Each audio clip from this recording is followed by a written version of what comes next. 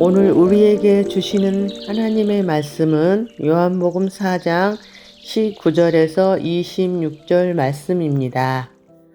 여자가 이르되 주여 내가 보니 선지자로소이다.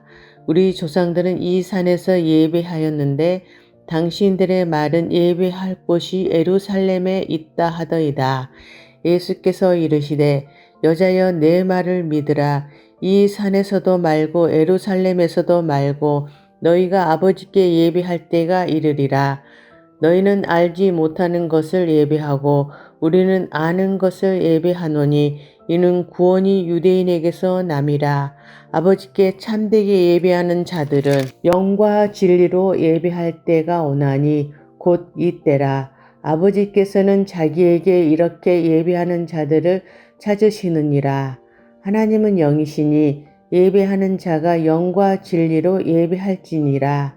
여자가 이르되 메시아 곧 그리스도라 하는 이가 오실 줄을 내가 아노니 그가 오시면 모든 것을 우리에게 알려주시리이다.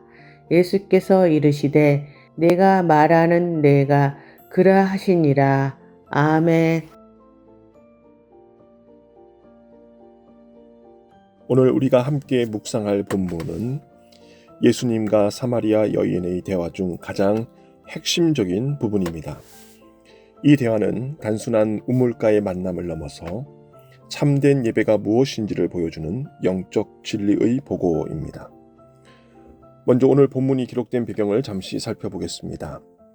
예수님은 유대를 떠나 갈릴리로 가시는 길에 사마리아를 지나가셨습니다. 당시 유대인들은 사마리아인들을 혐오하여 사마리아를 우회하는 것이 일반적이었습니다. 그러나 예수님은 사마리아를 통과하십니다. 이것은 지리적 필연성이 아니라 구원의 필연성 때문입니다. 사마리아에 구원받아야 할 한 영혼이 있었기 때문입니다. 그 결과 예수님은 수가성 우물가에서 한 여인을 만나십니다. 정오의 뜨거운 햇볕 아래 물을 기르러 나온 이 여인은 사회적으로 소외된 사람이었습니다. 그녀의 복잡한 과거가 그녀를 고립시켰기 때문입니다. 그런데 예수님은 이 여인에게 물을 달라고 요청하시며 대화를 시작하십니다. 대화는 점차 깊어져 생수, 남편 문제, 그리고 마침내 예배의 본질에 대한 논의로 발전합니다. 그리고 오늘 본문은 바로 이 대화의 절정 부분입니다. 19절에서 사마리아 여인은 예수님께서 자신의 과거를 정확히 아시는 것을 보고 선지자라고 고백합니다. 여기서 선지자는 단순히 미래를 예언하는 자가 아니라 하나님의 말씀을 전하고 하나님의 뜻을 계시하는 자를 의미합니다. 특별히 구약 시대의 선지자들은 사람들의 마음을 꿰뚫어 보고 숨겨진 죄를 드러내는 능력이 있었다고 믿었습니다.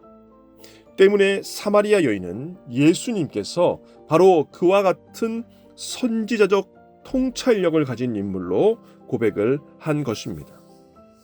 여기서 흥미로운 것은 여인의 과거가 드러난 이후에 나타나는 여인의 본격적인 반응입니다. 자신의 죄가 드러나는 불편한 상황에 이르자 그녀는 재빠르게 신학적 논쟁으로 화제를 전환합니다. 어쩌면 이것은 인간의 자연스러운 방어 기제일지 모릅니다. 우리도 하나님의 말씀이 우리 자신의 죄를 지적하고 드러낼 때에 종종 다른 화두와 주제로 화제를 돌려서 신학적 논쟁과 같은 어려운 변명들로 그 드러남과 그 지적으로부터 도피하려는 경향이 있기 때문입니다. 그런 점에서 그리심산과 예루살렘 논쟁은 당시 유대인과 사마리아인 사이의 가장 첨예한 종교적 갈등이었고 이 여인이 예수님의 지적으로부터 완벽하게 도망칠 수 있는 주제라고 생각하였습니다. 역사적 배경을 살펴보면 주전 722년 북이스라엘이 아수르의 멸망을 당합니다. 그러자 아수르는 이방인들을 사마리아에 이주시킵니다. 남은 이스라엘 백성들과 이방인들이 혼혈하여 사마리아인들이 형성됩니다. 사마리아인들은 모세 오경만을 정경으로 인정했습니다. 신명기 27장 4절의 에발산을 그리심산으로 해석하여서 이것을 예배의 중심지로도 여겼습니다. 그 결과 주전 4세기경 그들은 그리심산에서 성전을 건축합니다. 반면 유대인들은 다윗과 솔로몬 이래로 예루살렘 성전만을 유일한 예배 처소로 인정했습니다. 때문에 이 논쟁은 단순한 장소 문제가 아니라 민족의 정통성과 신앙의 정체성의 문제를 풀어야 하는 논쟁입니다.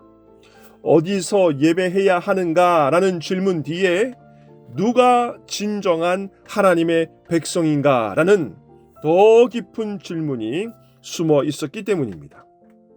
아마도 사마리아 여인은 예수님께서 이 논쟁에 절대로 답할 수 없을 것이라고 생각했을 것 같습니다. 그런데 21절에서 예수님은 놀라운 답변을 하십니다. 예배의 장소가 아니라 방식이 중요하다는 것입니다. 예수님은 여자여 내 말을 믿으라 말씀하시며 수백 년간 지속되어 온 종교적 논쟁을 단번에 해결하십니다. 24절 말씀입니다. 하나님은 영이시니 예배하는 자가 영과 진리로 예배할지니라. 이것은 혁명적인 선언이었습니다. 구약 시대에는 성전이 곧 하나님의 임재 장소였습니다. 때문에 모든 예배는 반드시 그 성전에서 드려져야 했습니다. 그러나 예수님은 이제부터 그런 특정 장소가 아니라 어디서든지 하나님께 예배할 수 있는 새로운 시대가 열렸음을 선포하십니다. 이는 예수님께서 요한복음 2장에서 이미 말씀하신 것처럼 예수님 자신이 새로운 성전이 되셨음을 다시금 선포하신 사건입니다. 새 성전으로 오신 예수님 안에서라면 어느 곳이든지 거룩한 예배처가 된다는 뜻입니다. 때문에 그리심산도 아니고 에발산도 아니고 예수님 안에서 드리는 예배가 하나님이 받으시는 예배가 됩니다. 이는 마치 낮 시간에만 국한되어 몰래 우물로 나올 수밖에 없었던 이 여인이 이제는 주님 안에서, 주님의 그 복음 안에서, 그 복음의 새로운 시대 안에서 언제든지 우물로 자유롭게 나올 수 있는 그 은혜의 상황도 의미합니다.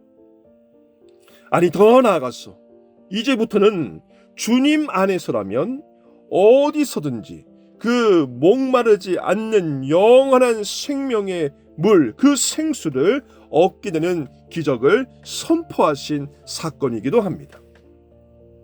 사랑하는 서문 가족 여러분, 이 놀라운 선언은 오늘 우리에게도 참으로 큰 위로와 용기가 됩니다. 비록 여인의 방어 기제로 시작된 변명과 회피였지만 우리 주님께서는 그 부끄러운 도망침마저도 놀라운 역전과 회복의 은혜로 삼아주셨기 때문입니다. 그러므로 우리의 어떤 부족한 못난 모습이더라도 주님 앞에 나아가는 것이 중요합니다. 주님 앞에 나아가 고백하는 것이 핵심입니다.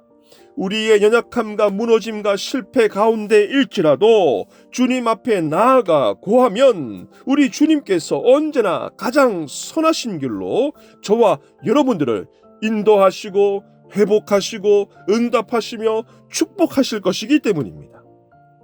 주저하지 마시기 바랍니다. 염려하지 마시기 바랍니다.